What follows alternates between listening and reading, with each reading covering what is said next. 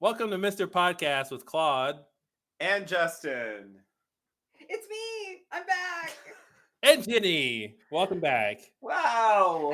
I didn't know what my With cue me. was. I got scared. It's me. Yeah. I'm back. Yes, Yeah. it is I. That's great improv. You did exactly Yes, what thank you. the audience and. wanted. Yes.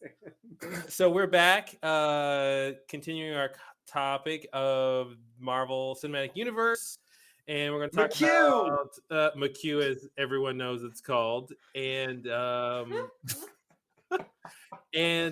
about WandaVision, the best thing on TV since WandaVision. since what? Since I mean, sliced bread. I guess I should find out if you guys actually liked it before I invite you to say how much you love it. Did I like it? Wait, should we stop right now and post this part and then ask people for their comments and get the audience? Rate, review, and subscribe. Yes. Right. Leave us a comment. We really don't want to be on the wrong side of this. What shows do you like? Ring the bell, like and subscribe. Please post the comments below if you think Justin and Jenny liked WandaVision.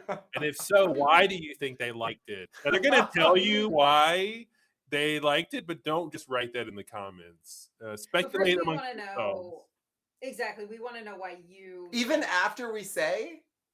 Still tell us why we liked it and tell us why we're wrong about why we liked it. If you don't agree why they liked it, please comment below. Mm-hmm. Yeah. You should probably just pause now and take some notes. So did you guys like WandaVision?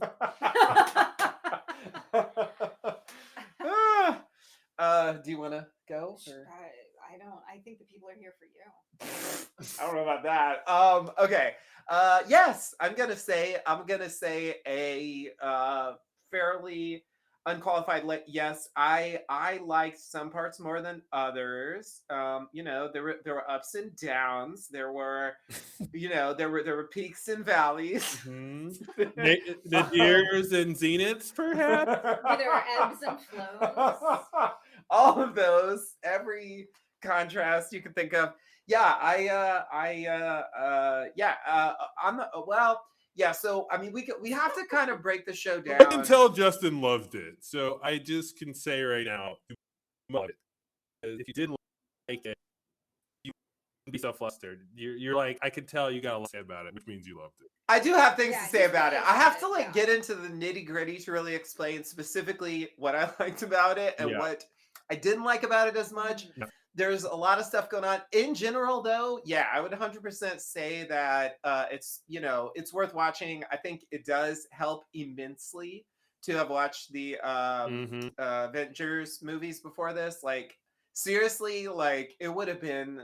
Like, it was already a bit weird. It would have been really confusing to just dive into this if I wasn't familiar with the Avengers stuff. So if anyone, is thinking about watching this and hasn't seen, watch that stuff first, at least. I mean, if you watch more Marvel stuff, it probably helps more. But that was all I saw, and it really did make a huge difference. So anyway, with that context, like, it helps a lot. Because it's already a disorienting show, it drops you in, it gradually like reveals what it's doing, and so you want to be like drawn into it, and you don't want to be just completely confused about everything all the time.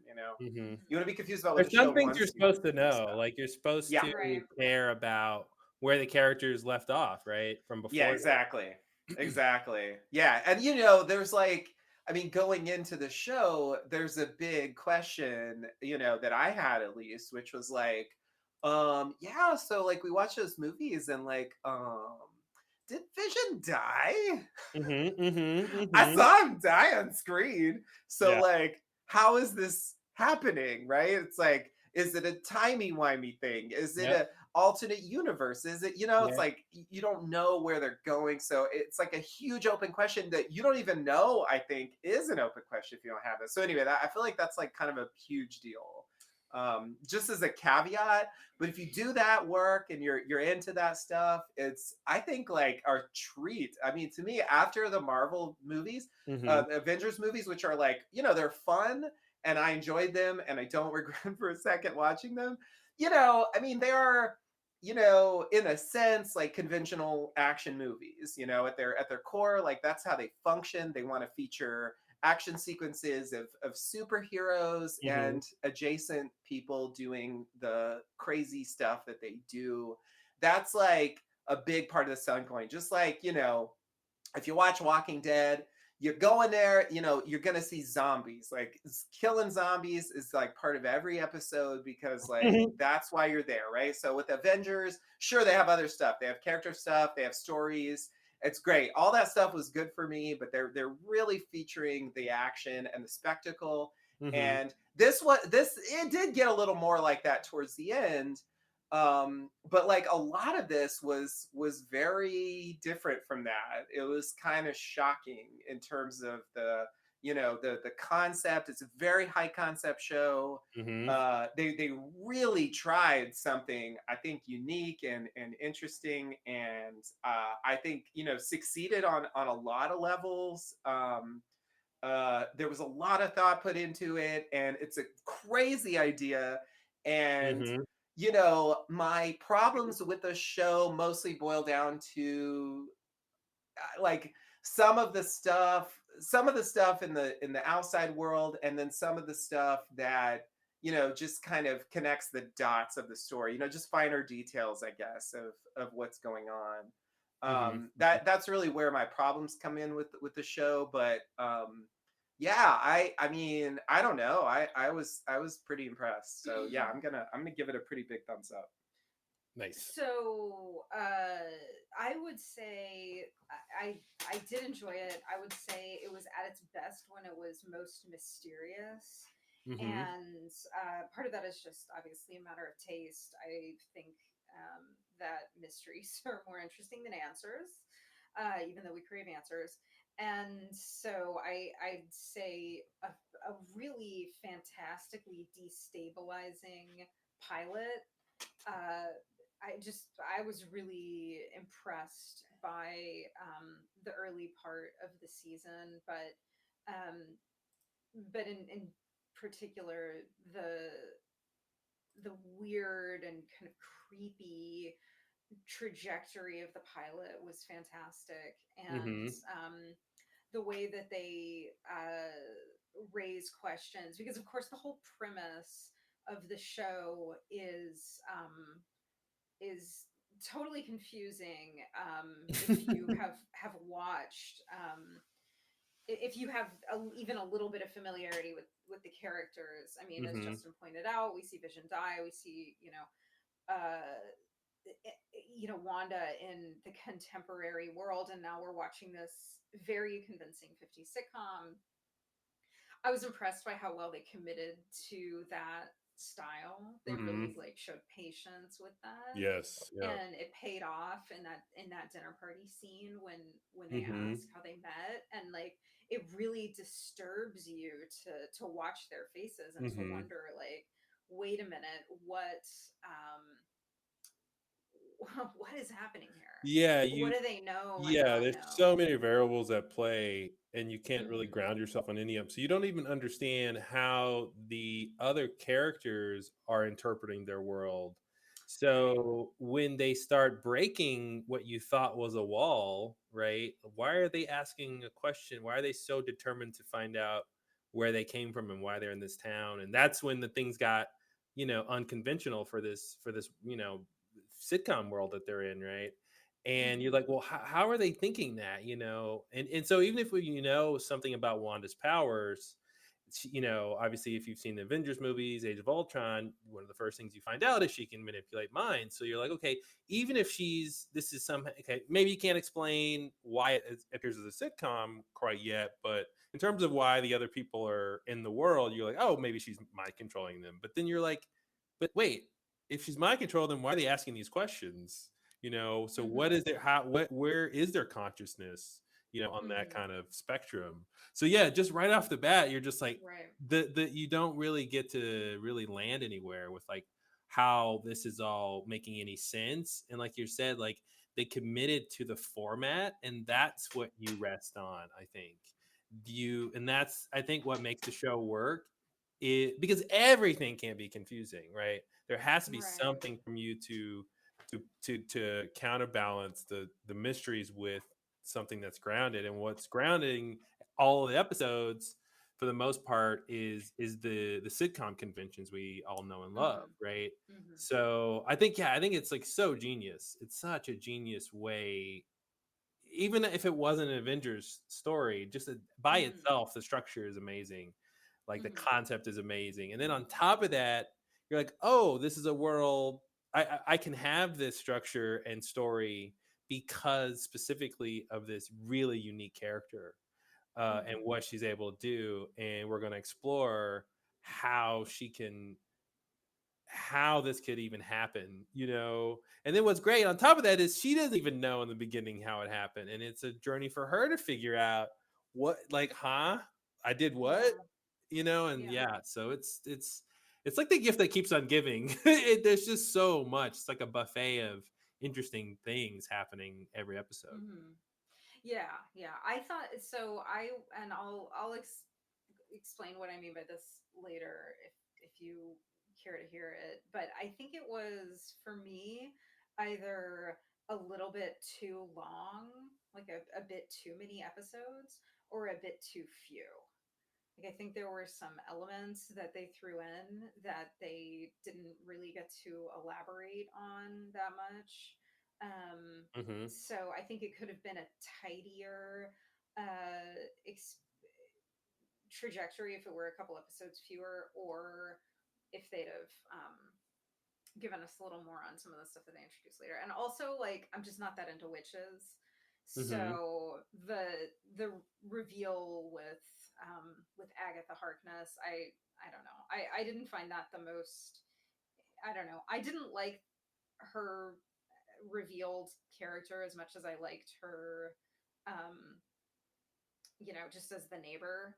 I thought Mm-hmm. that her as the neighbor was like amazing. I think she did a freaking phenomenal job. Mm-hmm. And then when the Mm-hmm. witch thing came out, I just felt like I'd seen that before. Mm-hmm.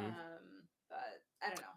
That may not be a popular opinion, especially among fans who I know we were talking to some other folks who are fans of the comics and were really excited to see that character Yeah. Mm-hmm. show up. But that character, we were not familiar with that character, so Mm-hmm. yeah, that was Yeah, a I little bit. wasn't that familiar with the character either. I had heard that I heard of the character in general, but I wasn't one of those people who knew from the comics that this is a character that, you know, has crossed paths with Wanda before and is a witch and would tie in thematically to being the villain of the season. But Mm-hmm. Catherine Hahn, I've been a fan of hers for a really long time. She is just like the best. She's just Yeah. really the best. And I think, yeah, exactly what you said. Like what she was doing as the neighbor character, and like, and it kept changing. That's the other thing. It's like Mm-hmm. what and that was adding to the mystery Mm-hmm. of like she's not being consistent. She's consistent in like a broad sense, you know, of like, okay, she's Yeah. gonna come in and she's gonna support and she's gonna have these kind of jokes and she's gonna do these things, but it kept evolving, like what she was, how she Mm-hmm. was responding to things. Like that one moment, right when Vision, it's when they first have the babies, I think, and uh, Agatha Agnes comes over to babysit, and Mm-hmm. like Vision throws off the flow of the dialogue by saying Yeah. no or something. She's like, oh wait, you Yeah. may take it from the top, and it's like, wait, what? Yeah. You're conscious of Loved. what? What's Yeah. happening here? You're acting. This is you. This isn't um uh Wanda, sorry. This isn't Wanda like putting mind controlling you and making you say words. This Right. is you thinking this is what Wanda wants you to do. This is your natural talent within the context of you being a character performing this shtick Mm-hmm. to, in some sense, you know, for self preservation in this Mm-hmm. reality that you're in. It's insane, you know? Yeah. So it's like, oh, Wanda isn't like making them say that, but she's somehow encouraging them to play these roles, and this is how they're choosing to play it. And then sometimes they can push against that, you know. And then, of course, we realize she's unique. She was Right. never, she was acting the whole time, which I thought that was such a great reveal. Even if you knew, I thought what was cool was even if you knew that she was the villain of the season, that whole little montage that it was Agatha all along, I thought was really cool because it showed that she wasn't just hanging around doing nothing. She was actually antagonizing and really Mm-hmm. creating some of the most interesting situations the whole time because of Mm-hmm. like what she wanted to find out about how Wanda even did all this, So it becomes like a detective story from her point of view. It's just this elaborate way to like Yeah. figure out how this powerful person did this thing and can I steal their power, please and thank you. So I Right. thought the character was like really had so many dimensions, and I do agree. Like once when she's just Agatha, um, I think there were, she wasn't operating at 11, right? Right. She was playing a different thing, so that comes off differently. But I like the whole reveal. I thought it was just a cool reveal, and especially like the Pietro thing, like trying to figure out how that made any sense within the context of the world. So did you guys catch that? Like, were you Yeah. familiar with the casting of those characters, and did that play off to you the way it's supposed to? Yeah. I mean, I think yeah. When we saw, I feel like maybe I'm missing something. I don't know. What do you mean? So there's been two actors who've played that character Pietro, aka Quicksilver. So one is the guy that was in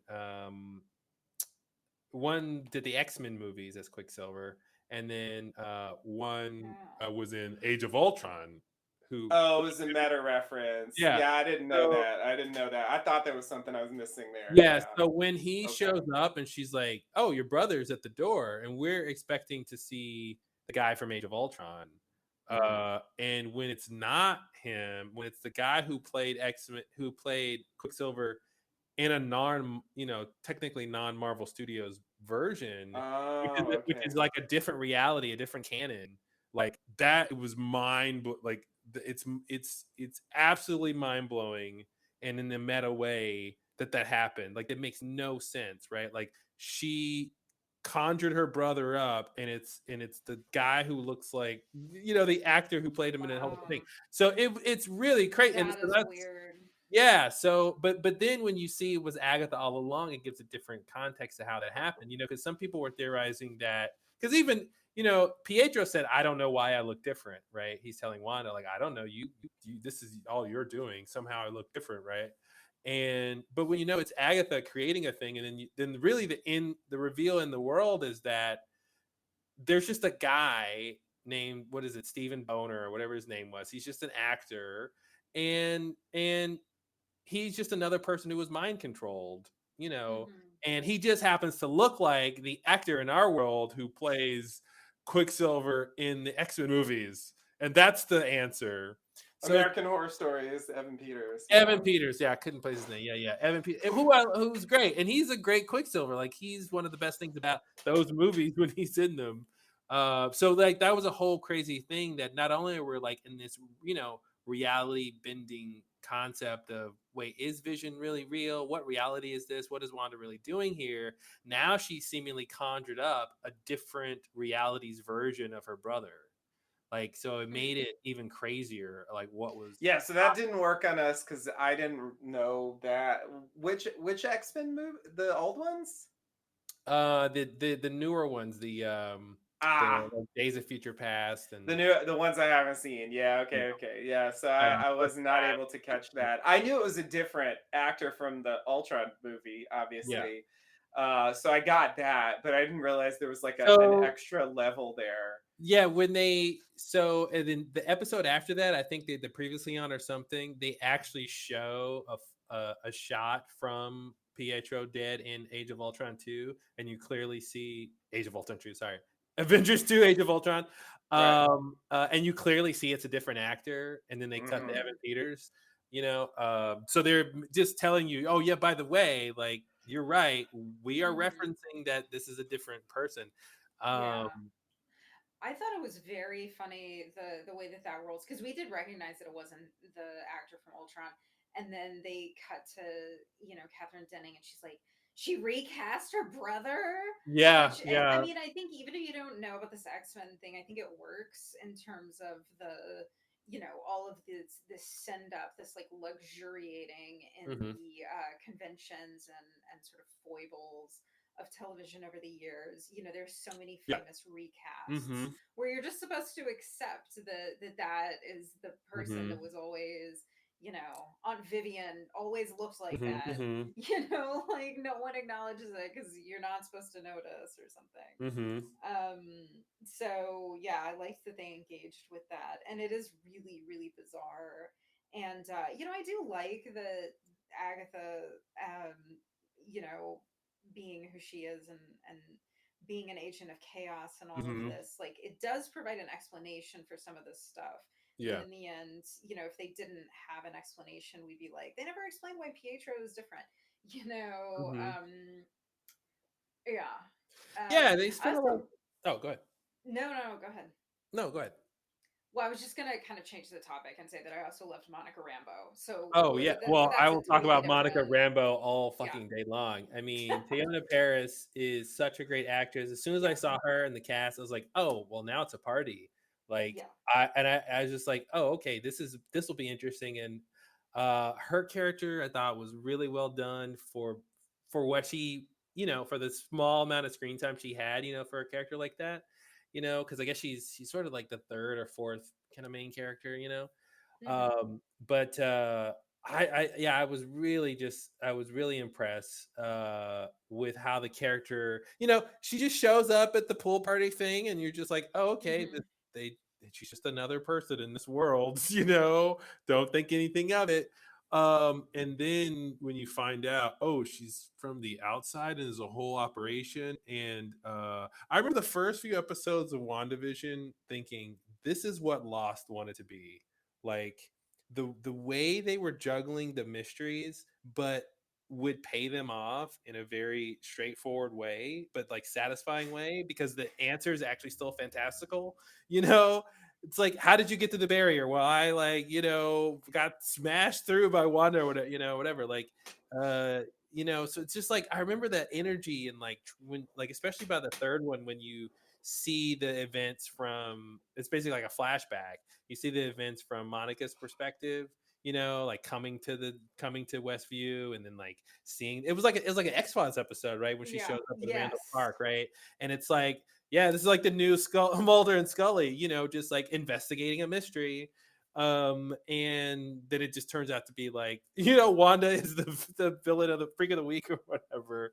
But I Hmm. just love, like, they were able to come at the same story from a completely different angle, and it still be really fascinating, because I'm like, this could have been the pilot. You could have started with Monica trying to Right. figure out what's happening here, and then Darcy finds out that there's a broadcast, and you're like, wait a minute, there's a TV broadcast coming from this like bubble thing, and wait, it's Wanda and Vision. Isn't Vision dead? Wait a minute, and it's a TV show, and it's a and no, where they're actually in it. You know what I mean? You could have gone that way with Hmm. it too. And I thought, and I don't know. I'm like, maybe that would have been just as good. I don't know, but yeah, I'm so impressed with the story and the characters, and even where they got to with her, kind of getting her own powers, and figuring that out. And so that's a character, that we kind of first see in the Captain Marvel movie.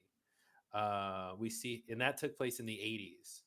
Oh, okay. And so she's a young girl in that. So that story is about Captain Marvel and Maria Rambeau, Monica's mother.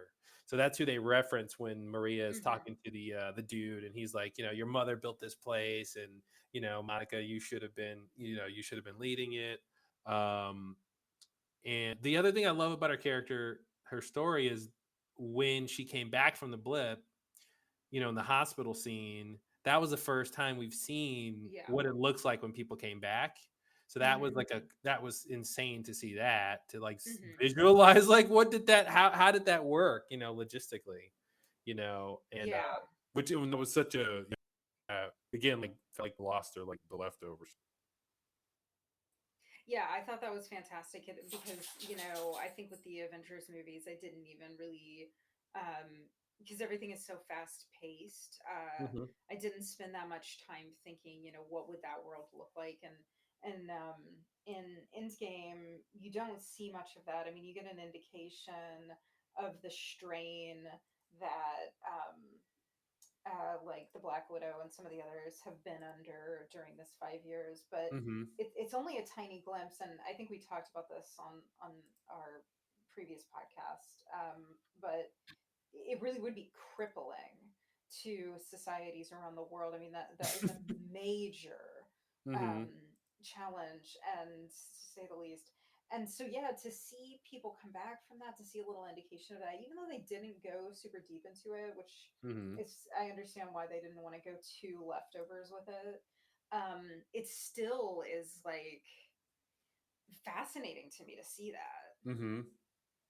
Yeah, And it's such a crazy. yeah, Yeah, it's such a crazy reality to just come back and like for everybody else it's been 5 years and they don't know what happened to you, and then you're back and you're like, I don't even know where I went, and everything's completely. Yeah, I mean, there's a lot they could dig into there for sure.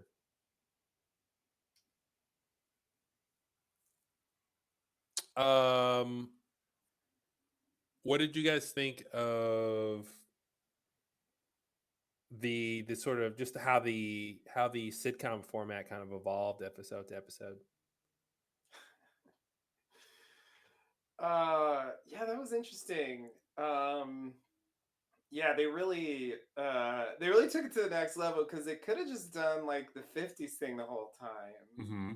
And I feel like that would have been enough to make the basic point. But yeah, it ended up being this like, trip through, American sitcom history, Yeah. like the changing styles of the American sitcom Mm-hmm. as illustrated in this like bizarre way. I thought it was really cool how they actually tried to really try to like capture the different eras in TV sitcoms, and we got to go through them and stuff. Like that stuff was a lot of fun. I mean, I loved the early plots, like the first one where there's this plot where like they have a thing on the calendar in the heart and they don't know what it means, and they're trying to like figure out what it is, and like Yeah. to me like that was a lot of fun.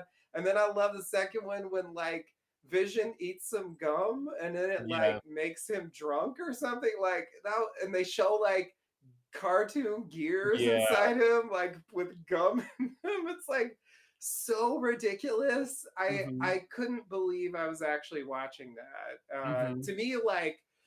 To me that stuff was probably the most fun part of the show, was like Yeah. the weird quirky sitcom stuff. Mm-hmm. And then even going so far as doing commercials. Yeah.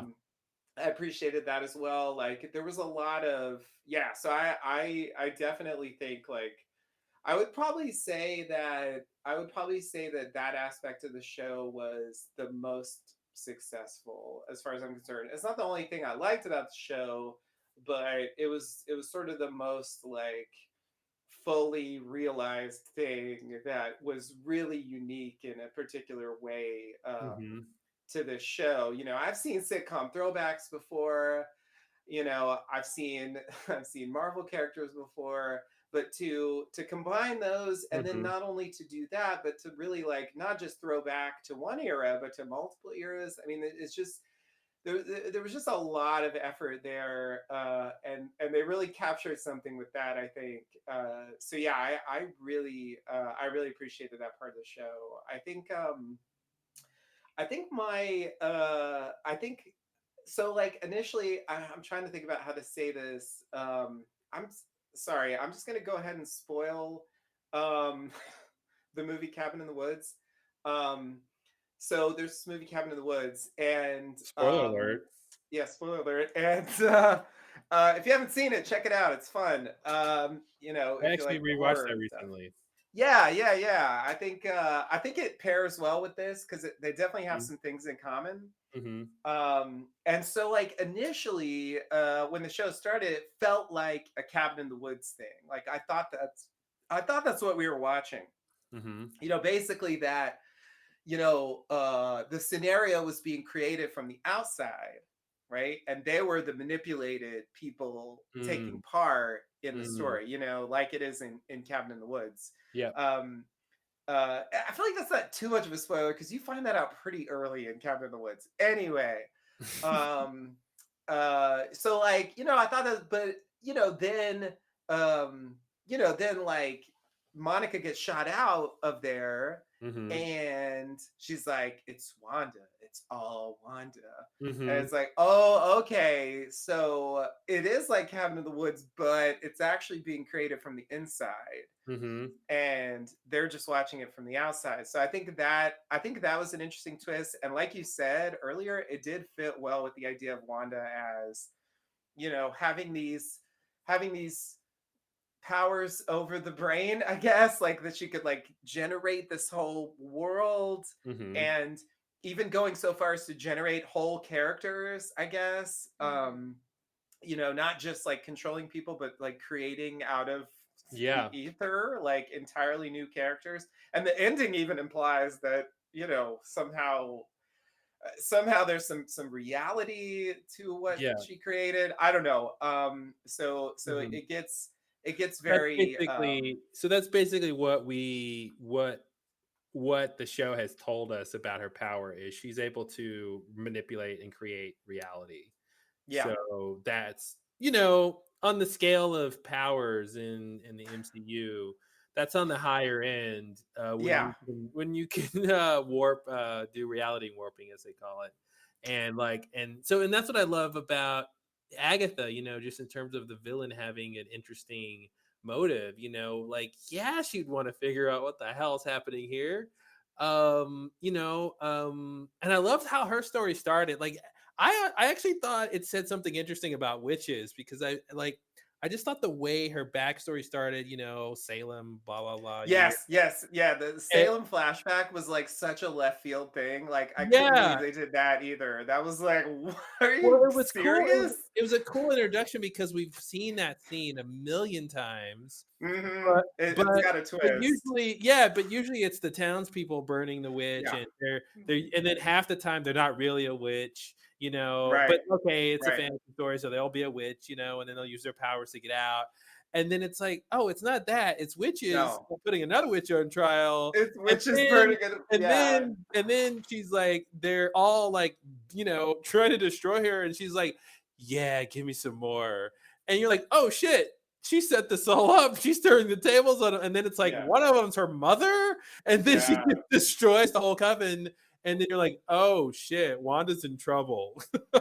You know, you're like, oh, okay. And that's the other thing I really love too, that you had like this matchup between this expert witch, which in a way the story kind of I mean, if we think of Wanda as like a mutant, right? Like normal X-Men mutants, then really kind of what a witch is just someone with, you know, genetic based powers. And we just call that a witch versus a witch being like something from a different context. That's how I take their definition of witches, because like Wanda is supposed to be a mutant, just like, you know, Wolverine or Cyclops, right? She's got her powers come from genetic mutations, like Professor X, all those people, right? But if it's like, okay, then if that's just what witches are, mutants who have these kind of powers that we would call witch powers, I'm like, oh, that's interesting, you know.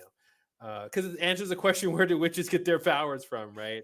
Besides just like sorcery or witchcraft or whatever. They just like tap into mystical. So it's like, no, they're actually, they actually have real powers. It's not just like they're conjuring it from nature or something. It's like they're sort of internal. I will say that was the other. So there were like three big things that I enjoyed about the show. I would say the first thing was the sitcom stuff. The second thing was the ragtag crew on the outside. Yeah, they were great. They had a great dynamic, and I enjoyed like how that went. And then the third thing was the witch lore. The witch lore was great. I'm all about that. I don't know, like, to me, you know, I don't know. I maybe because I'm a horror fan or something, but I just like the idea of like, you know, having like a story that's like specifically about like witches witching other witches. I don't know, like that's just like, it's kind of crazy. in that way. There's like Mhm. a touch of Rosemary's Baby to Mhm. the idea here. With Agatha, and and yeah, there's even babies involved. But yeah, it was interesting to me that it led up to this big reveal, which I Mhm. actually felt slightly spoiled on. Of course, I didn't know what it meant, but like every time I looked up, the Avengers and stuff online, it would say, blah blah blah, Scarlet Witch. Elizabeth Olsen, Wanda Maximoff / Scarlet Witch, and Yeah. I'm like, Yeah. and I'm like, they never called her that in the Avengers Yeah. movies. They never And said Scarlet they say Witch. that, yeah, they say that in WandaVision. They say, Yeah, "Oh, she doesn't have a code name." No, no code name. yeah, And so it's a weird thing. What's weird is it's not supposed to be a spoiler. It's like saying, "Oh, that's Wolverine." Oh, I didn't know his name was Wolverine. It's like you're gonna know his name is Wolverine when you go see the movie. So yeah, it was always weird that no one had called her that or given her that name, and so it was really interesting that they made that. They actually got a mythology, point out of it, right? It wasn't just like, oh, this is just her code name because she has witch powers. No, there's an actual concept of the Scarlet Witch, like yeah, exactly. Yeah, this witch who has chaos magic and is it's like, like a prophecy, basically, yeah, yeah. Oh, and to that's me why you that's like great. it. Yes. Yes, yeah, you nailed it. Yeah. Yeah, exactly. Yeah, and then you have the dark hole, the book of darkness, right? Anytime Yep. there's a book with some Secret evil book stuff, lore. yeah, Yeah, yeah, yeah. yeah, I'm all over it. The yeah, Ninth Gate. Yeah, yeah. this is like a There is rich something vein 70s. There's for something me. 70s about, yeah, the witches fighting each other somehow. But that's what I loved, is that dichotomy between, you've got like Wanda, who's like this untrained witch, like she doesn't know the basics, right? Which is, first of all, Yeah, it's like, she didn't even really well, know we didn't what she even, was but doing that's what's entirely. It great. was Like, like that's what's just great happening. is the audience, in terms of the MCU movies, don't know there's a basic thing to learn about witch. Like, we didn't Yeah, know that either. So it's not like we're waiting this whole time, like through like it in game, going, I hope Wanda knows the basis of being a witch. It's like, no, that's not a thing we've been worried about. That's not even a concept they've introduced, yeah, And so the fact that this show was going to end up with, she is the Scarlet Witch, this is a thing, this is the answer to what she is. We didn't even know we there was a question to ask yeah. about Exactly. I what didn't she know that was. was even up for debate Yeah, or and so whatever. that's So what it's yeah, like. It's like, yeah, it's like, getting a present, and you're like, oh, not only do you have a present, but it's also your birthday. You're like, what? It's like double the fun. I didn't even know that I was supposed to be expecting this. Um, right. yeah, yeah. I thought that reveal was really well done and really interesting. But anyway, my point was like the dichotomy between her, the super powerful Scarlet Witch who doesn't know the basics, versus this, seasoned professional witch, whose superpower, by the way, is taking other witches' powers. Right. Right? She wasn't Yeah. just like, oh, I'm really powerful too. It's like, no, I know, I'm an expert at this stuff, and my specialty is taking people's power. So I'm like, God, that's such a perfect matchup. Yeah, yeah, yeah, yeah. So like if I can take that power, like I'll be the most Mm-hmm. powerful. And so it's like a credible threat because you can't just be like I'll be more powerful because that's not how the lore works. So like but I can take it. Mm-hmm. And then that's kind of a way around it, Yeah, it's around the the problem perfect of like being defense. too powerful to like be threatened by anything basically. Sorry, what did Mm-hmm. you say? No, I just said it's the perfect defense. Oh yeah. Mm-hmm. Anytime, and we've seen that before, where it's like people who Mm-hmm. like armor that soaks up anything that hits it or something like that. Mm-hmm. Um, yeah, and I just for the record, I like those kinds of stories as well. I just think they work better written than shown. Mm. I just don't love watching witches flying around with their like rustling skirts and lace up bodices, like I pined after at the mall in the late 90s. Like I just don't, Mm-hmm. I don't dig that stuff. But I love a prophecy. I love the mythology, the lore behind it, the Mm-hmm. suggestion of this whole bigger world. I am a little um uh undereducated in terms of the MCU, what we know and should know about the Scarlet Witch. It's interesting. I don't know. I was a big fan. You made the comparison to the X-Files earlier. I was a big fan of the X-Files back in the day. Obviously not the reboot, which is the worst thing I've ever seen. But the idea of like conspiracies and government and quasi-government entities, and I really wanted to know. Did I already go on a rant about wanting an explanation about how it was that Monica ended up at this place in the Oh, first no, place? you didn't. Please go ahead, because that's your thing. Oh my god, sorry. I this is a No, little I have my premature. nitpicking details. We're going to talk about Lettergate. Yes. Oh my god. Uh-oh. Yeah, so I know we're jumping around a lot too, and part of it is we watch these episodes in rapid succession. And so whenever I do that, I have a little trouble like differentiating like what exactly happened in which episodes. But anyway, the catalyzing incident here, or the catalyst for Monica Rambeau ending up at this town is that she comes back after the blip, and she returns to work, and the director tells her, well, you can't go on the normal kind of missions that you want to go on, but I do need your help with this missing persons case in New Jersey. The FBI needs our help. And so she goes there, and it's immediately suspicious, right? There's this town. These two law enforcement officials are like, there's no town, and like you can see the town and you see the sign, right? The viewer can see these things.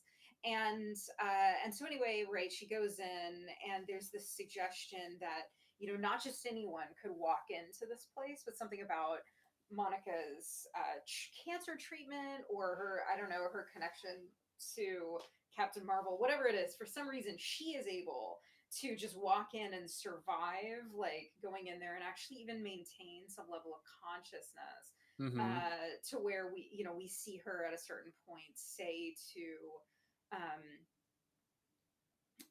say to Wanda, like, oh, your brother was killed by Ultron, right? The thing that triggers her getting thrown out of the place, right?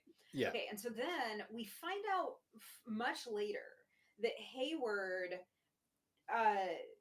was lying about the body, and what he was doing with Vision's body, and that he was trying to create a weapon out of Vision's body, and that he suspected that that Wanda was the key to sort of re-empowering Vision's body in some way, and that she was there, and then she goes to this town in New Jersey, and she creates the hex. Yeah. She creates this alternate thing going on.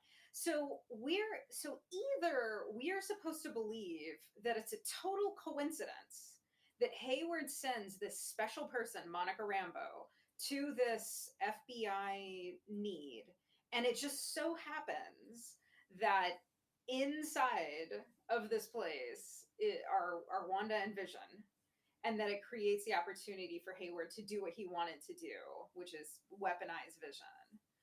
Or they don't explain to us his machinations. Do you get what I'm saying? I think so. I think we're supposed to think that he was, tracking Vision's body, in the hex. Well, yeah, I guess we're not clear when that started. Yeah. Yeah, I want to know when that that's started. the key point, I think.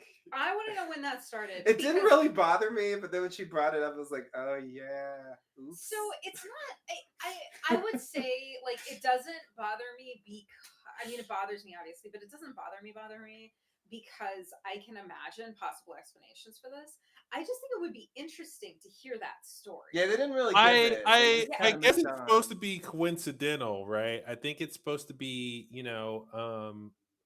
SWORD is this organization that specializes in these weird phenomena, right? And so they got another case, and this is just the case Monica got.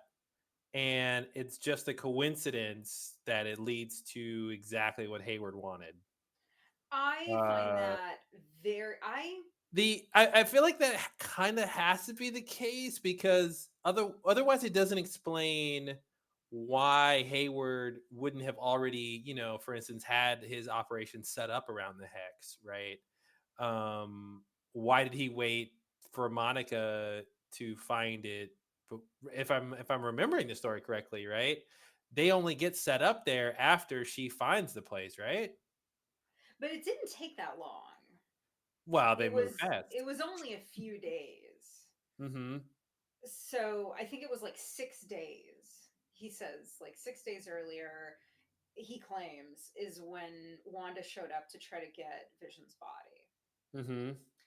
Um, it's possible that he just tracked.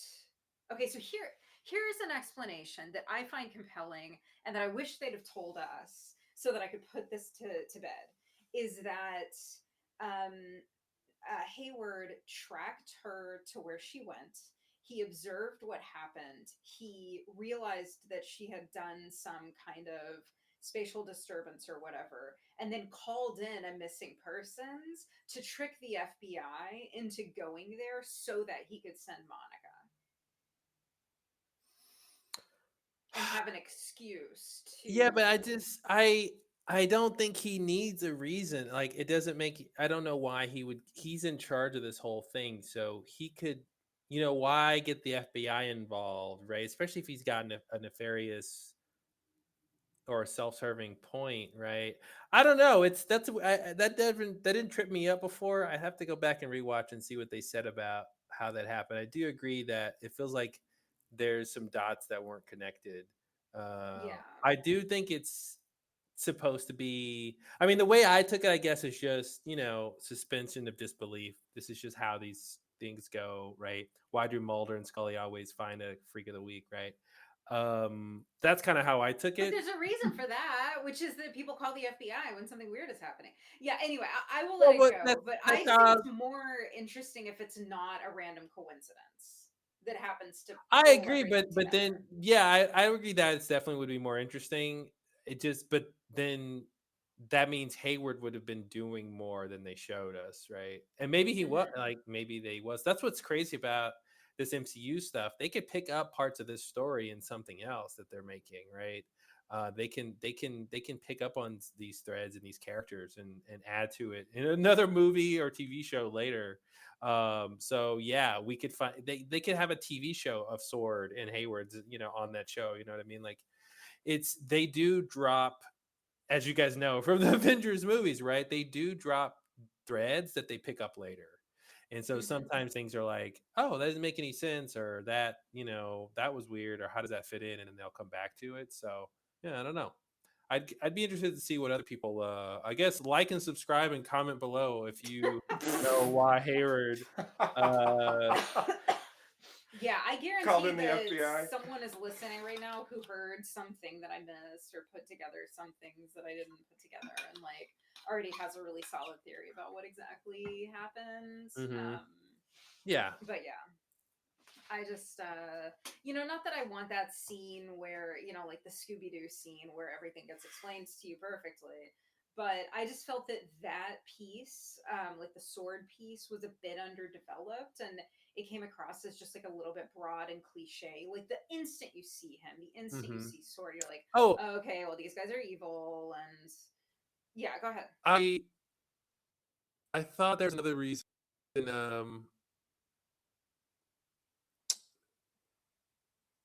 I can't quite remember. But I thought when Hayward was explaining the mission to her that he made some comment about this would be a good thing for her to do specifically, from her with her expertise. That was the other thing that reminded me of Lost. When I've been waiting to tell you guys this since it's come out.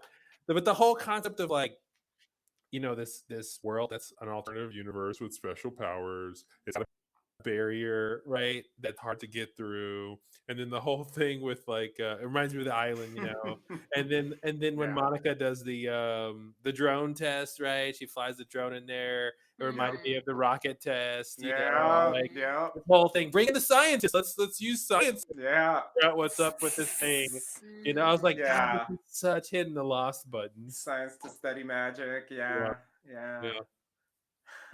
But I thought there No, was I totally something you agree. said about why this mission would be good for her. But I agree. I think there's definitely some like some things that aren't connected to kind of how that started. I agree with that for sure. But yeah, I enjoy it. But I guess that's part of what I'm getting at with by saying like I think because there's a way in which the series like a big part of the series could have existed completely separate from the characters of the MCU and the Mm-hmm. powers of Wanda. It's a different kind of a story, and it's really more of just a story of psychological delusion resulting from Mm-hmm. grief and like Mm-hmm. creating. And we've seen stories like that, but I do love the way that the television, the sitcoms over the years became this manifestation, like tapping into stereotypical ideas of sitcoms presenting some sort of idealized vision and kind of creating some construct of the American family. Mm-hmm. I find that really compelling, and I think it does work for me that Wanda's powers allow her not simply to be having this delusion in her own mind, but to be taking others over. Mm-hmm. And I think that they get some real pathos Oh yeah. out of the fact that Vision is not real. Mm-hmm. You know, it's I think the children are sort of a different matter. That was really baffling to me how quickly they rushed through that. I mean, it works on a comedic level, but in terms of the pathos they want us to get out of the children, that was a little odd for me. The scene with the two visions is really Mm-hmm. interesting, very I love Vision. philosophical. God damn it. Yeah, It's yeah, the it it's the was. perfect. It's like the perfect characterization of that character. Like, wait, why are we fighting? I just want to talk. I'd like some more information. Oh, that's the Mm, case. Okay, thanks. See ya. Like Vision's not like even you know what I mean. Even given a directive from a villain character, or whatever, like he's still Vision, and like that's mhm, the point. And I thought that was such a cool anticlimactic fight. mhm. Yeah, and it's like, wait, I need to go process this. Uh, Yeah, you can't have a weapon under your control that is also a philosopher and a very logical mm-hmm, minded thinker. Like mm-hmm, that's just not going to work.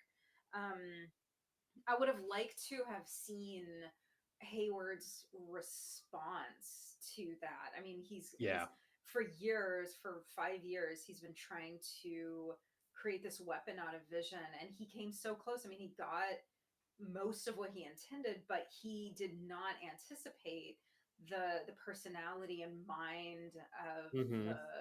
of the weapon doing, Vision doing He what it was so did. busy trying to figure out if he could. He didn't stop to think if he should. No, I think it's still a could. It's like can you reanimate that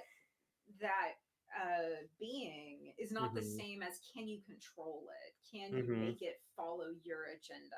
And mm-hmm. that was like the original thing with Vision Well, anyway, that's what right? I liked about how he described his plan or his goal to Wanda. It was just like he's a $3 billion weapon or whatever. We're just trying to see if we can wake it back up. Like Hmm. it's great if it can be a weapon, but but to me, what I got from that scene was just like, of course they're gonna try. It Right. doesn't matter if they succeed or fail. It's $3 billion worth of vibranium, like supercomputer synthoid. Yeah, they're gonna try. Like Right. they're gonna hook it up to something, see what they can do. Like that's the same thing Shield did, right, with the Tesseract. Let's fucking hook it up to some shit and see what we can do with it. Like that's the thing that we keep finding with all these types of characters, trying to, gain power and dominance and control. One of the things I loved about that whole thing with Hayward and when Wanda comes to get his body is like first of all, it was weird that he kind of lied. He sort of lied to us in the beginning when he intimated that like Wanda came and stole Vision's body, and then and we assumed that the Vision we saw in the hex was his real body, for a while, because we thought she stole his body and reanimated his body. And then you find out, and then you find the light. So I just love that whole sequence where she goes to the Sword headquarters and she's like, I'm thinking, they had raised the tension by this point in the story, and she's walking in there and she's, feeling anxious and grief stricken and stuff. And we're thinking she can blow this place to hell with the blink of an eye. She's going to get whatever she wants out of this. There is literally no one can stop her. She's Wanda fucking Maximoff. Like, you guys just fucking get out of her way.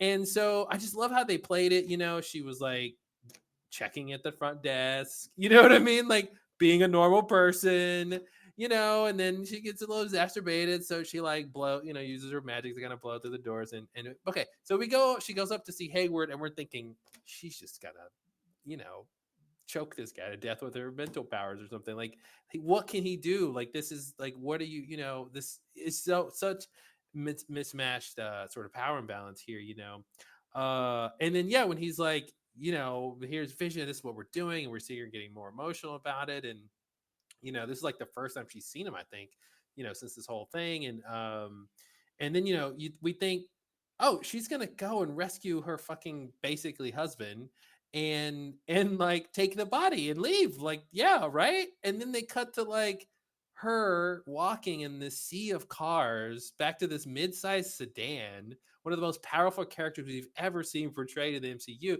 And I was just like, this is genius. Like, it's so subverting my expectations about what's about. Like, first of all, seeing an Avenger drive a car like that was just like, you just don't see that scene. You don't really see those really, really mundane aspects of them, because she could fly if she wanted to, but she's practical. She's just going to drive her car because she's like a normal person, which is sort of the point of the whole story, right? Is like, she's just a person going through immense grief. Live a normal, yeah. So I just like that they kept, Justin was saying, the work they put into it. Like, they didn't just like have a couple good ideas and like ride them out. They were just always continually doing new and interesting stuff. Even like the reveal of when Agnes finally reveals herself and she's trying to, Wanda's like, I don't know how I did it, so what do you want from me? And she's like, okay, fine, well, let's walk through your memories, basically. And that whole construct, like how they displayed that thing, and we got to see the different steps in her, in her traumatic cycle and stuff like that. And like, again, like, it was cool that they gave us a really specific reason why the show had that sitcom format, right? It wasn't just like, oh, this is fun, right? This will be cool to do. It's like, no. She's got a very specific connection to sitcoms and what that meant, even relative to growing up in her country, right, watching American sitcoms, right, and that adding to like this idealized version of family. And I love that whole definition of shenanigans. It's like, it's like when things go wrong, like, not that wrong, and they're like funny, but like it works out in the end. And it's like, yeah, exactly, like that type of thing is so specific to that sitcom format. We want the drama, but like, not for real, because I come here to relieve the drama, right? Yeah, so I don't know, they did such a good job playing all those levels.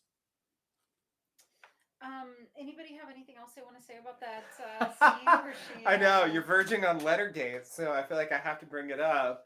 Lettergate. So this is a thing that, in reading the description on Wikipedia and so on, it's clear to me that I just had a wild misinterpretation of what they wanted to convey. So you can just file this under the same category as, if you listen to our Suspiria podcast, like, because there were like multiple characters played by Tilda Swinton, I thought they were all going to be the same person, and I was waiting for that the whole time. And of course that didn't happen. So I ended up being like kind of disappointed in a way by my confusion. So anyway, basically something like that happens in that scene. So it's exactly that moment you're just talking about. So she goes to see Vision. She sees a body. They're like, we're not going to give him to you. This is billions of dollars. Like, come on, like it's ridiculous. Like, and so she leaves and she walks out to the car, right? And then she gets in a car, and in the front seat there is a letter, a little letter sitting there. Okay, and so she opens the letter. Right? Yes. And the letter describes, the letter's about the house in where is it? Westview. Yes. Right? And so then she goes, so like this is the origin story of Westview. Like, why Westview, right? If you wanted to know, like, why the fuck is she there? What does this have to do with anything? Yeah. Here's your answer, right? Send this letter. So, the way they filmed it, I thought that the implication was that letter had been left there after she went inside. Oh. Okay, so I suspected that maybe what's his name was like manipulating this thing and actually sent her there, you think deliberately. Hayward you're talking about? Yeah, Hayward. There you go. Yeah, I was suspecting Hayward or a third party, Agatha. Who knows? Someone else. Like, I thought the point was the letter wasn't there when she went inside. Because the way they shot it, it felt to me like it was communicating like, oh, there's a letter there. Wow, I should open that. Yeah, it is. And like, I think for me, I don't think we're supposed to think that. I think we're supposed to think she had the letter the whole time, and she just decided to look at it after she saw Vision's body, right? Yeah. But like, I just wish they had like shot it, like show her having it before, show her looking at it, and she doesn't open it. She leaves it in the car, then she goes in. Just something to like connect those dots for me, because I was assuming this was a conspiracy and like it wasn't even real, the letter, and like anyway, I got really wrapped up in the idea of this conspiracy because it's the origin of Westview. Yeah. Which ends up just being arbitrary, like I feel like, why did Vision buy a house there? Like, it just seems random. How did Vision? He bought a house for them to settle down in. Yes, I understand, but it's just no.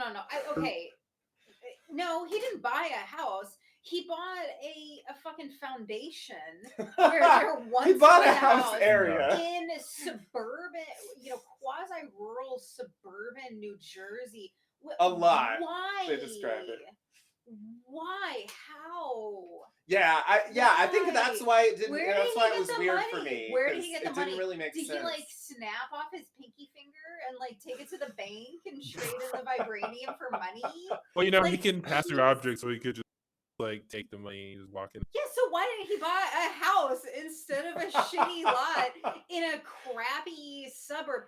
By the way, I'm not dissing on New Jersey. This is not anti-Jersey sentiment. Mm-hmm. This is the fact that it is a vacant Everyone here loves New Jersey. A run-down town. They are clearly showing us that this town, in the current moment before the transformation, is like kind of falling on hard times. It's like I think there's production reasons for that, and I think there's some in-world reasons. They couldn't afford to build an actual house. Well, I think all their money on CGI. I think the production reason is that they wanted her to be able to create the house, change the house, and then I think the reason why Westview, because don't forget, like, Vision is like a year old or something, right? Like, he is. Yeah, he spent 3 months of that in the process of learning how to buy real estate. I got the sense that this like he wanted to like have the suburban home, right? Like build the idyllic suburban home, and so that's like his version of that is this Westview place for whatever reason. Yeah. Sure. All right, so that's Lettergate. So there's one more like sort of nitpicky. Now, this isn't quite that, but just like detail thing. In my first week of knowing you, I knew I needed to buy us a property in the suburbs. I'm sorry, I'll let it go. The whole thing just seems like they were together for years before he died. You guys remember that, right? Yeah, but were they like in Germany or something? Don't we see them like abroad? So we do see them abroad. That's when he's hiding out, right? They what they call stole time, right? They were like hiding out under the radar before they came back to like, basically be Avengers and like deal with like the government entities and stuff like that.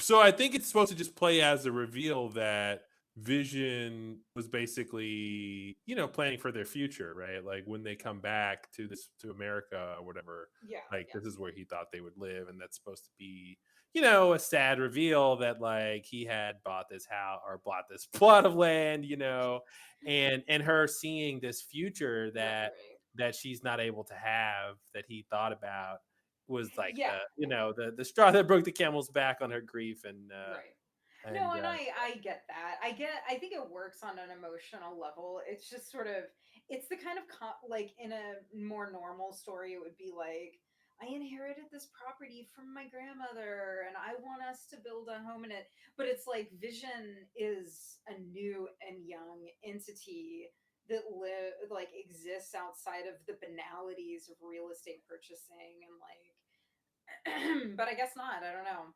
And you don't need a house when you're the two of them. You can't. I mean, as we see, she can build a house with her mind. but to be fair, she didn't So, know she could do that before. well, I don't know. Maybe they were just gonna get Tony to do it for them. Come on, Iron Man. Oh, that Tony. Build me an iron house. Right. Anyway, I know that I'm nitpicking like something that just it doesn't benefit from nitpicking. It just cracks me up to think of it. I don't know.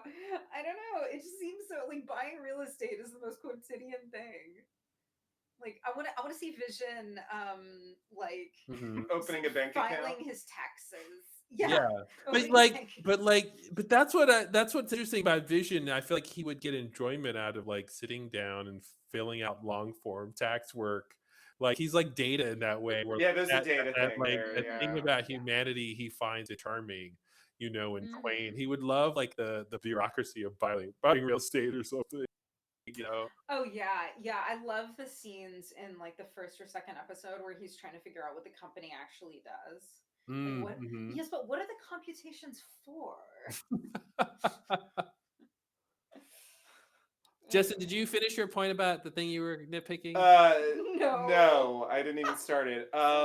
So whatever, it's fine, no big deal. I got this in my head very clearly. So it's really just about the broadcast. All right. So so the show's called WandaVision. Yeah. Right? Multiple times throughout the series, we are greeted with credits. They say WandaVision, right? Yeah. And so like it's like this is a TV show and it's broadcasting, right? They watch it. The people on the outside can actually watch it, right? Yep. And they do. And they talk about what they see, right? Mm-hmm. So it's broadcast. So like there's a few points about that I feel like are not addressed, or I don't know, even I don't know.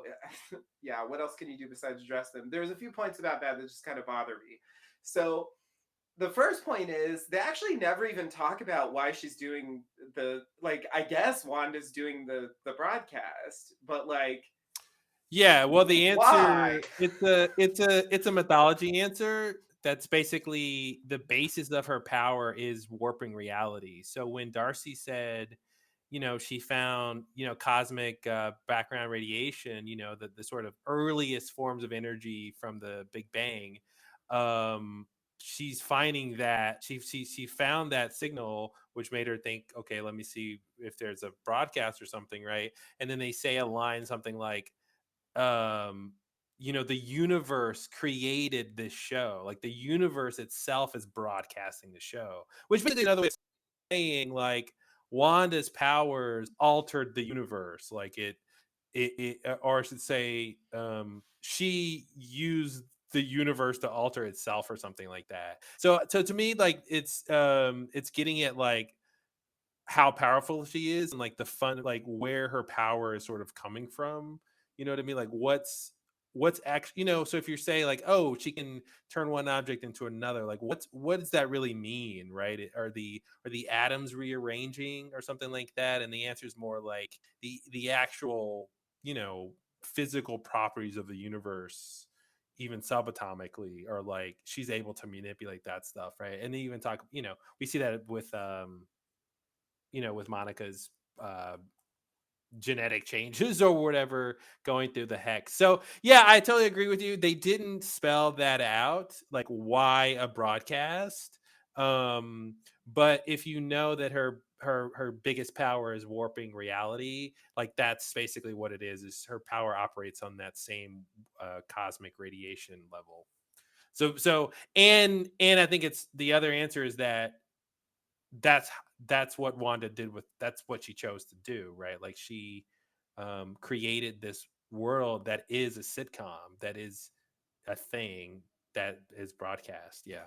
Right, and that includes commercials. Yeah. Like the commercials exist. So that this gets to my The question is who's watching it, right? And that's the thing I thought was going to be, in terms of being mistaken about the plot. I thought the big villain was going to be revealed to like maybe be a character who manipulated Wanda into creating this just for their own entertainment, to like watch this sort of show. Like the reason it's a show is because there's somebody somewhere watching it, right? And sort of some higher level cosmic being or something who's like found a way to kind of play on Wanda's grief and you made her use her power to do this. And that's kind of what happened. It's just that Agatha was, she's not watching the show. She's in the show. Mm-hmm. Right. Yeah. So there's a couple things about like, yeah. I think that's fine. But so the other thing that was sort of bothering me about the TV idea was that like they how can I explain this? So, here's one version of the show that you could imagine might be true. Wanda creates a TV world, because she grew up on TV, she's into it, she wants to like live in this TV world to like escape, Mm-hmm. The reality of her situation, and to like, bring people back to life and stuff, like, right? So she's living inside the sitcom, right? That's one version of what the show could have done. But I don't think that's really what they portray, at least sometimes. So, like, what's interesting to me is that the credits actually credit the people as the actors, right? So it'll say like Wanda Maximoff so it's like, so that makes me think that she's actually conceptualizing it as they are actors. Yes. In a sitcom. So it's not a fantasy that she's in the world of the sitcom, but it's a fantasy that she's an actor in a sitcom. And I feel like they almost say this when in that sequence with Agatha, eventually they end up on a TV set, on a sitcom TV set. Mm-hmm. And they show it, and it just made me wonder about how they were seeing this. Was she imagining cameras there the whole time? And an audience, the laughter, like, where did that come from? Just like, I felt like the concept of it was just a little slippery for me. I had a hard time getting a handle on what exactly is the fantasy here. Like, it seemed, and there was the late 2000s show where they would do these talking heads, and then at a certain point, there's like there's someone off screen who's the director, who's later revealed to be Agatha. Right. And that creates an extra complication because Agatha even gets her own theme. Right. She does this like with credits and stuff, Agatha all along.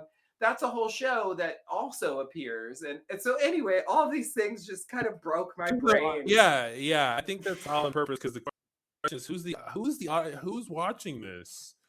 And that's what's even extra weird, right? Is at the end, like you said, at the end of the WandaVision show, when they cut to credits, there's a credits for the show, and there's a credits for the show. Right. And it gets really weird that we're watching they're different the credits from the show, watching the credits for the show, I think it is sort of slippery. I think it's as reality bending should be. It bends the mind, exactly what is happening when, and at what level of control does she have.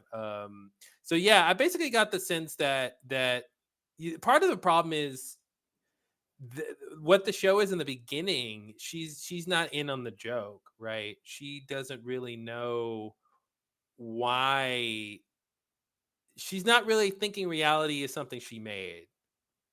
She's sort of in it thinking it's normal, but knowing But that. is she imagining like, they do a scene and then like they go sit in the dressing room and like, I know we never see this, but like I'm just trying to like put Yeah, it together. I think there's times, yes. So I think we saw that in the fourth episode, I think, when Monica shows up with delivering the baby. I think what we're supposed to think is they're in Westview in a real physical reality. Wanda, when the show is going, that's when there's some concept of a camera angle point of view that is broadcasting what that camera is showing. But I don't think there's a physical camera in that physical space. Okay. And so that's why they would just be sort of playing to nothing. I think like the house is real. There is no like stage, even though of course they So the shot the sitcom show. set that we They see. shot the show. Yeah, they shot the show on a sitcom set with the real audience, right? But I think when Wanda is in her house, there's four walls. Okay. But the television thing that she's broadcasting, like I said, manifests itself from some camera point of view that you could get if you turn the TV to the right channel, right? So that thing is a whole other thing. That's a whole thing about Wanda wanted to be in this TV world so much that on a physical, universal, fundamental level, the universe said, cool, it's a TV show. Here it is. And TV shows are broadcast on this spectrum. So, yes, I'll give you a TV show. That's it. Like, that's how I took their answer from that. Like, it was so, it wasn't just like, I want to be in a reality where I'm controlling people's minds, is I want to be in a TV show, which has physical properties and conventions to it that the universe had to create because of her power. Right. And but it's completely ancillary to what's happening because we don't, no one ever has to see the show, right? Right. Yeah. I mean, it kind of just helps with the conceit of the show. Yes. It creates like safety and parameters and a sort of comforting. Well, and that's the other thing too. Yeah, they mentioned that she's editing it, right? So she's editing out the bad parts. So like you were saying, Justin, like if she's not on, right, she's done with her dialogue or whatever, and she goes to another room in the house, or she's having a bad day, like that doesn't get broadcast, right? Now that's the thing that they didn't really obviously expand on. It would have been cool to get Wanda's point of view about the fact that her life was being broadcast as a TV show. I mean, we get Did she even know that was happening? Well, we get that by the end, we understand that she knows that she was living in this fantasy world that took the form of a show. But I don't know if we could go so far as to say that she knew that it was being broadcast on a frequency that you could pick up. So it'd be interesting to get her opinion on like that whole thing. And then what's weird is they could have recorded it so she could like watch it. Yeah, I feel like there was a lot of questions there that were like strangely. She wouldn't have wanted to watch it. She wouldn't have wanted to discuss it. She would have wanted to just move on and have all of that because she was living it. And I do think it's the sort of thing that is just more satisfying if you don't try to like analyze its logic too much. Yeah, and that's not really your MO. No, it's so not. Yeah, I agree. No, I can go with it, but it's like, I guess like I'm thinking about it from a character level, like, Yeah, because what is happening for her and yeah, when the show is not being that's what I'm trying to broadcast? Yeah. understand. And so I feel like Yeah, that's not just a purely like theoretical thing. Like it should matter to some extent, just on right. a Well, we basic don't really character level. yeah, I don't know if this isn't if this is all of what you're getting at or only a piece of it, but we don't get any indication of what is happening to her. Like, is her experience of this just rolling from like episode to episode? Yeah. Sort of like 24, but without the, Right. without that. Right. There is actually nothing happening for her in between the episodes. She's like blipping from. Well, no, I got the that sense to that that. from her breakdown, I got the sense that she's just living sort of life normally, and she's only just broadcasting the parts that are the show, right? That's kind of how I took it. So she's So not there's like like, scenes where she's changing diapers and washing dishes and things. yeah, or snapping I her mean, we do fingers see her and like yeah, right, yeah, right. exactly. Yeah, doing something like that. But yeah, it gets a little nebulous sometimes, like figuring that stuff out. Obviously, the The kids were TV set weird. thing really threw me. Like I think that's when Yeah, it's really just that one scene. I think I feel like they couldn't I think resist that was doing supposed to that. be Yeah, that was her world being a stage, and they couldn't resist like not making that a physical. Like, okay, here's what the ground truth is. Mhm. They have the set because they used it for the other part of the show. But it felt like it should have been a reveal, but it wasn't though. So No, Yeah. yeah, I because just thought it was because with that, strange. yeah, because they weren't in the real world, right? Right.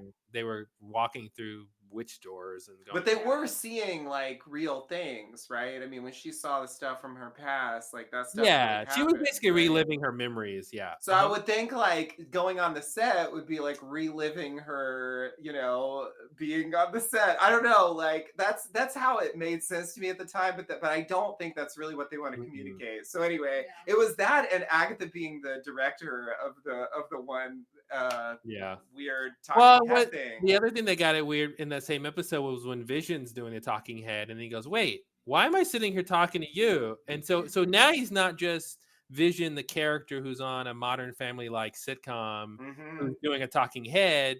He's like one level meta above that, knowing that Yeah, he doesn't have to sit here and talk because he's not the exactly. character who's scripted to talk. He can do what he wants.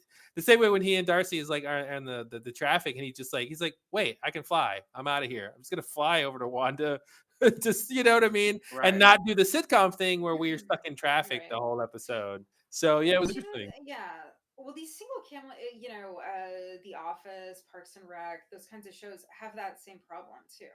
There's Hmm. scenes where it's like, I know there's not like some documentary filmmaker standing here, making this scene. Like But that's there's not happening. but then sometimes they act like that is true, that's Yeah, actually they is the do. conceit that somebody is Right. there filming. Right, but it's absolutely cannot possibly be true all the time in those scenes. Exactly. Yes, And they so want I it think both it's ways. like right, and so I guess I mean I understand what you're getting at. I just think it's. Because Yeah, I otherwise, think those with Parks talking and Rec, heads, right? like the talking heads, would be insane if there's no camera crew, right? Like, Yeah. what are you Well, doing? right, You're right. crazy. You're a crazy person. You're sitting on the couch talking to no one. Yes, yes, those scenes for sure. There has to be someone with the camera, or I Mhm. mean, yeah, or it's like it is just delusional. But yeah, there's many scenes and shows like that there's no reason why there would be a camera person there. Like extremely private scenes or something, or just Mhm. yeah. Um, but yeah, I mean, I think the show was effective for me. I think it's sort of it shows a real passion for an interest and commitment to television, which is not surprising because I suspect it was written by TV writers.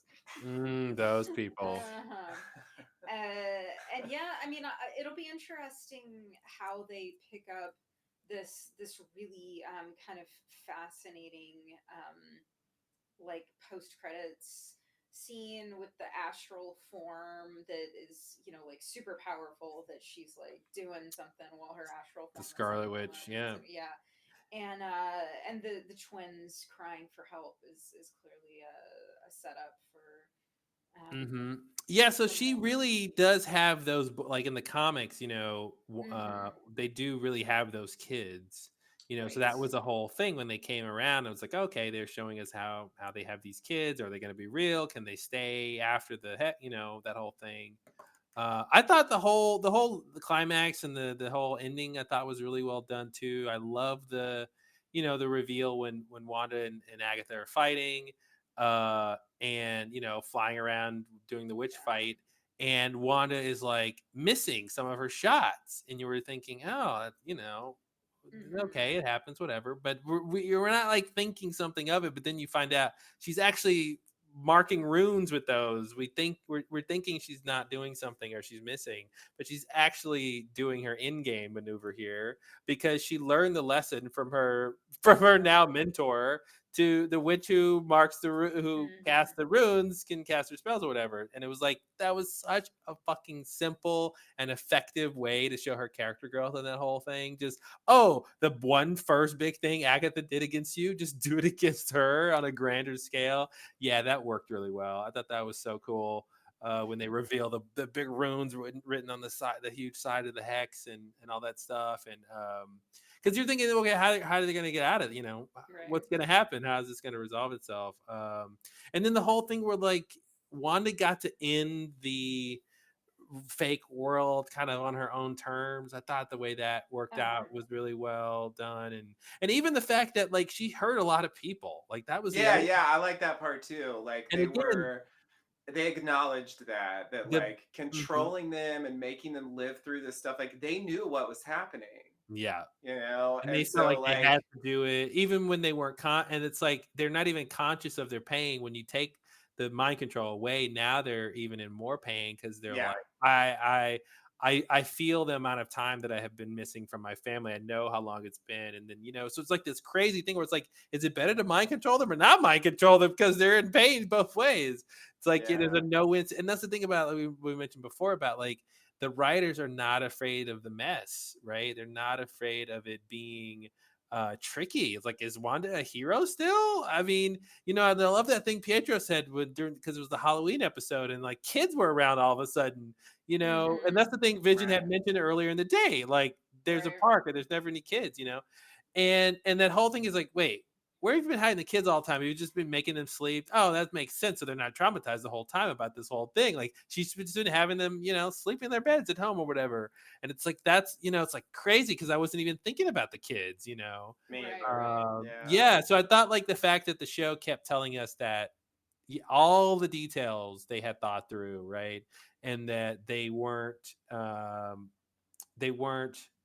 taking the easy road and then telling such a high concept story, because that happens a lot where they just, where a show just wants the high concept to be entertaining enough. And if you don't think about the details, it's fine, but I thought like it was cool that they, made sure to kind of deal with that kind of stuff. And again, like, yeah, the trauma that she inflicted on these people and holding this whole entire town hostage in such a crazy way. And yeah, I thought that tied into the prophecy pretty well because it sort of illustrated her power and also how it could be used in a negative way that wasn't like so bad that Wanda's like irredeemable, but was like bad enough to see like, well, if she turned bad, like things could get really bad for everyone. Yeah, she's like that Jean Grey Phoenix character where like when the Jean Grey's highest power form is called the Phoenix, and she's like this like elemental spirit type power, crazy powerful, but like completely uncontrollable chaos agent. So it's like,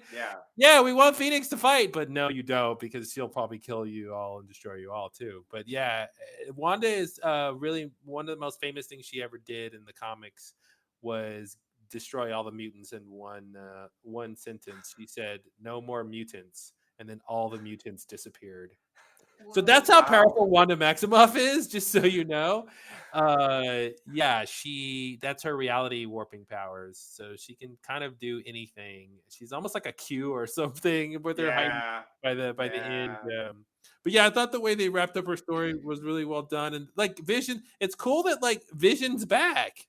They were like, listen, Right. you're whatever high-tech synthoid, like all of your memories are like indestructible. Yeah, it's like a And Cylon. There's a and then logic basically there. like, Like yeah, bring it basically it's back. like, yeah, you don't have the Mind Stone anymore, but you have all your memories. So basically you're the exact same person because as we all know, as long as you have your memories, that's who you are. Right. And so thank you, Memento and Dark City, for teaching us that. And so I thought that was cool. So now there's like a version of Vision out there that we could that could come back in the story, which is kind of nice because Vision's such a great character. So yeah, I'm curious where that's gonna go. If she's gonna find out, you know, that Yeah, he's Vision out just flies there. away at the end. It's Yeah, he just plays unresolved. God. Yeah. Yeah, he's good. I thought the last scene would have them meet up or something, Mhm. but that's not what happened. So Mhm. I guess they're saving it. I don't know. Supposedly some of this is going to be picked up in the Doctor Strange movie that's coming up. Yeah. Oh, So I can't wait. I um, cannot wait. So that's supposed to be that has been touted as Marvel's first horror movie oh really? called Doctor Strange and what is The that? Multiverse of Multiverse of Madness. Madness. Yeah, it's supposed to get crazy. So Okay. you've got two reality warping dimension hoppers going on some sort of horror based adventure. So Okay. I love the end of WandaVision when you see her sipping her tea on the front porch and finally having that tea she's wanted, and then we slowly drift in the back and we see like her fucking astral plane form reading the Darkhold, this book of like insane dark knowledge. And I loved it too because it was again the lesson that she learned from Agatha, because Agatha made a flippant remark. Bitch, there's a whole chapter about you in the Darkhold. And I just love that Wanda heard that and filed that away for later. And it was like, if there's a chapter about me, I'm gonna go read that chapter and then probably every other chapter. And the thing about the Darkhold, like they talk about that a lot in Agents of Shield. They have a whole season about that book. And it's basically this like strict quasi conscious bastion of knowledge that it's almost like the ring in a way where it wants you to use it, like it wants you to use its power, and so it basically has all the crazy secrets of the universe in it, stuff like that. So the fact that she's leveling up her powers basically means that when she's in Doctor Strange 2, we're gonna get some new spectacles out of it. Because that's the thing about Marvel. Because I've been watching Falcon and Winter Soldier, and I feel like their whole production company has one of their main ethos is never show a cool thing the same way twice. I feel like that just has to be one of their things. Is every time we come back to a character's costume or their weapon or their tech or their how they use their power or what it looks like or a fight scene, like it's always evolving and changing and cooler than it was the last time, and not just like the same old thing again and again. I think that's where the X-Men movies go wrong, is a lot of times like uh, no matter who's cast in the movies, like it just all looks the same, and Marvel's just better at the details. Mhm. Yeah. Well, thank you for getting us involved in this whole thing. Well, thank you for drinking the Kool-Aid. And I'm sure you guys are itching to check out some other stuff. I mean, it's Yes. you can go watch Captain Marvel. I think you had a question about why her name is Captain Marvel. Was that a thing you had? Yeah, I just don't like that name. It There's like seems a lazy. there's a reason for it that makes sense, and I Okay. don't know if it's a retconny reason of like uh she was originally always called Captain Marvel, and then they gave her a reason why, but it comes from somewhere and it makes sense when you watch the movie. All right, all right. Yeah. Well, yeah, we have many more movies to check out, so we'll Mm-hmm. chip away at Yeah, yeah, I'll watch a few of those. But yeah, it's quite a journey. I think it works pretty well. It definitely was a huge shift going from the movies to this. But yeah, it definitely set me up to want to watch more stuff because I do find the direction of the plot at the end of the show pretty interesting. It's a long journey from like fake sitcom to like witch Mm-hmm. prophecies, and it's like it's crazy. All in one show. Yeah, yeah, yeah. Yeah, yeah. Like I didn't know I was gonna get any of that. I Yeah. mean, like I knew there was some weird retro thing, but like yeah, the path it took was really Yeah. unpredictable, and yeah, you know, Yeah, glad we watched it. most shows don't invite you to really think about what you're watching, and the way this show does, of like, I don't even understand the conceit here. Like, what do the characters know? What am I supposed to know? Am I the audience or somebody else the audience? Like, what's Mm-hmm. happening here? And that, yeah, those early episodes are such a fun ride. One of the most unique shows like ever. Just how Yeah. anybody, now of course there's like, this concept came from a comic book run, but the way Mm-hmm. they did it was very unique. And Yeah. yeah, glad you Yeah, guys I mean, yeah. because it's TV based, I feel like this show lives on TV really well. Mm-hmm. You know, I actually feel like it would lose something in comic form. Mm-hmm. Like you wouldn't get the same experience. I don't know. I mean, every medium has this thing that it really does well, and I think if you're going to do a meta TV show, you Mm-hmm. should do it on TV. TV Yeah. does TV really well. TV does TV the best. That's just Sorry. me. I don't know. Which is funny because it's like comic books do comic books really well, and they're making all this comic book TV and movie, and so now Mhm. it's yeah. Well, see, that's one of the reasons I never got into comic books. I prefer these Marvel movies because I like actors and I like sound and I like action, Yeah. and static pages and very sparse dialogue just doesn't captivate me the way like a movie fully realized cinematic They turn them experience. into movies very much. Yeah, So. yeah, and it's like that I can get into when you're, following actors and these interesting plot, storylines and real dialogue and real scene craft, and yeah, it's good stuff. Yeah, I Well, agree. cool. Well, thanks everybody for listening along to our MCU review. MCU review. I feel like the next one is like an MC. It's the different use of review where we're doing like a song and dance number. Oh, like UE at the end. Yeah, For That needs well, at a certain point they'll make a Marvel musical, right? Yeah, absolutely. It's gonna happen. Oh man, as soon as Broadway's up and going again, absolutely. Yeah. All right. All right. Well, maybe we'll be Good back talking to when you. you guys watch some other ones. Maybe we'll come back to some topics. Yeah, All the right, to Marvel be cast. Why continued. not? Sounds good. All right. All right. Thanks. Bye. Bye, everybody.